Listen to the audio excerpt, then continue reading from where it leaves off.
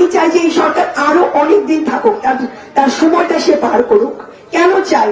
আমি দেশের স্থিতিশীলতা চাই, অর্থনৈতিক স্থিতিশীলতা চাই, আমরা চাই।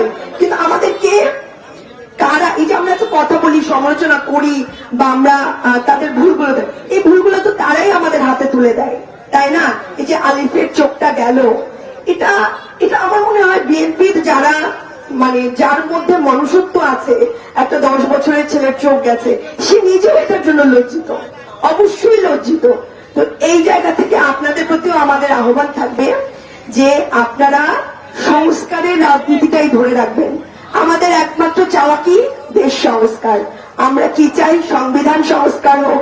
এই যে পুলিশ ভাইরা, পুলিশ ভাইদের কিন্তু আসলে আমরা অনেক সময় রাগ করি যে ভাইরা কেন কিছু বললো না, আমাদের উপরে আঘাত আসলো, কেন কিছু বলবো না, কিন্তু ওনারা তো হুকুমের গোলাম হয়ে যায় একটা সময়, হুকুমের, মানে ওনারা তো, আমি বলি ওনাদের কিছু করার থাকে না, ওনাদের হাতে কিছু থাকে না, ওনারা চাকরি করে, সিস্টেমটা এমন যে ওনাদের ওই কথাই শুনে চলতে। এটা শুধু পুলিশের জন্য না, এটা কিন্তু ওই যে অ্যাডমিনেও এরকম।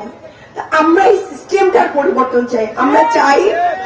আমরা চাই যে দেশে এমন একটা, মানে এমন একটা পরিবর্তন আসুক, যেই পরিবর্তনে পুলিশ নিজের মতো কাজ করতে পারে, কোনো দলের হয়ে কাজ না করুক। আমরা চাই দেশের সংবিধান সংস্কার হোক, এমন নীতি তৈরি হোক যেই নীতিতে কোন দল আর হাসিনা না হয়ে উঠতে পারে।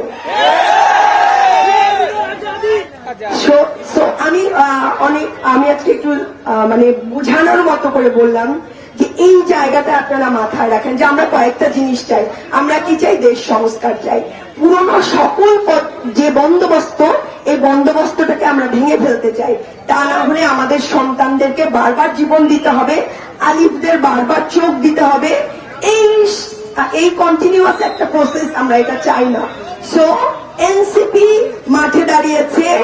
আমরা বেগম জিয়া মৃত্যুর আগ পর্যন্ত যে সংস্কারের কথা বলে গেছে, এই সংস্কারের জন্য আমি লড়াই করব, হাসনা, সার্জিস, নাহিদ, বাংলাদেশের এনসিপি এবং আপমর জনসাধারণ লড়াই করবে। বিএনপি যদি বেগম জিয়ার আদর্শ ভুলেও যায়, বেগম জিয়ার সংস্কৃতি ভুলেও যায়, আমরা সবাই মিলে তাদের যে সংস্কারের গল্প, যে সংস্কারের কথা জনগণের মাঝখানে পৌঁছে দিব। এবং দেখবেন একদিন বিএনপিও যারা সংস্কারপন্থী, তারা একদিন ঠিকই আমাদের সাথে এসে আমাদের কাঁধে কাঁধ মিলাবে।